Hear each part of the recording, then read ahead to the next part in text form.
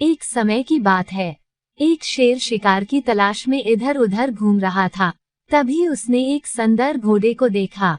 उसे देखकर शेर के मन में लालच पैदा हो गई। वह सोचना लगा कि क्यों न इसे खाकर अपनी भूख मिटा लूं। घोड़ा मोटा और तगड़ा था, इसलिए शेर को अंदाजा हो गया कि वह ताकत से उसे खा नहीं पाएगा। उसने उसे बुद्धि और छल से उसे फंसाने को सोचा। सांप भी मर जाएगा और लाठी भी नहीं टूटेगी।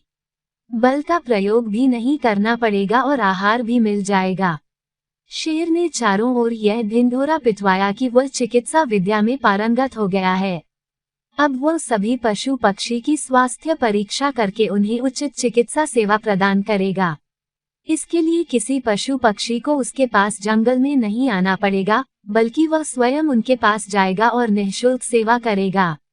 इस बुद्धि के द्वारा शेर ने सभी पशु पक्षी के निवास स्थान पर पहुंचने का रास्ता प्रशस्त किया। इसी क्रम में एक दिन वह घोड़े के अस्तबल में पहुंचने में कामयाब हो गया।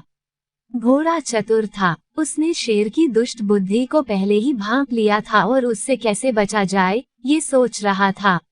जब शेर अस्तबल में पहुंचा तो घोड़े ने बड़े प्यार और आदर के साथ अंदर बुलाकर उसे अपने पास बिठाया। घोड़ा नम्र भाव से कहने लगा, डॉक्टर साहब, घूमते घामते समय मेरे पीछे की दाहिनी टांग में कहीं से एक कांटा चुभ गया है। मैं ठीक से चल नहीं पा रहा हूँ।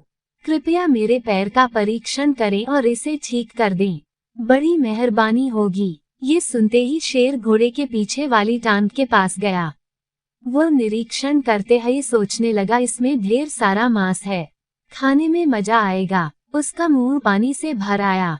सोचा, इसे पीछे से ही वार करना चाहिए। इधर घोड़ा सोच रहा था कि आज के बाद ये दुष्ट किसी जानवर के पास जाने लायक नहीं बचेगा। वह सही मौका देख रहा था। सही मौका पाते ही उसने शेर पर अपनी दुलत्ती का जोरदार प्रहार किया। शेर इसके लिए तैयार नहीं था। घोड़े की प्रचंड प्रहार से वह चारों खाने चित होकर धड़ाम से दूर जमीन पर औंधे मुंह गिर पड़ा। वह दर्द से छटपटाने लगा। इसके साथ साथ शर्म से वह पानी पानी हो गया। घोड़ा मौका देखकर तुरंत अस्तबल से बाहर निकला और भाग खड़ा हुआ। घोड़े ने अपनी बुद्धि चातुर्य से मुसीबत का सामना ही नहीं किया, बल्कि सुरक्षित बच निकलने में भी वह कामयाब हो गया। सीख, अपने से बलवान दुश्मन का सामना शक्ति से नहीं बल्कि बुद्धि से करना चाहिए।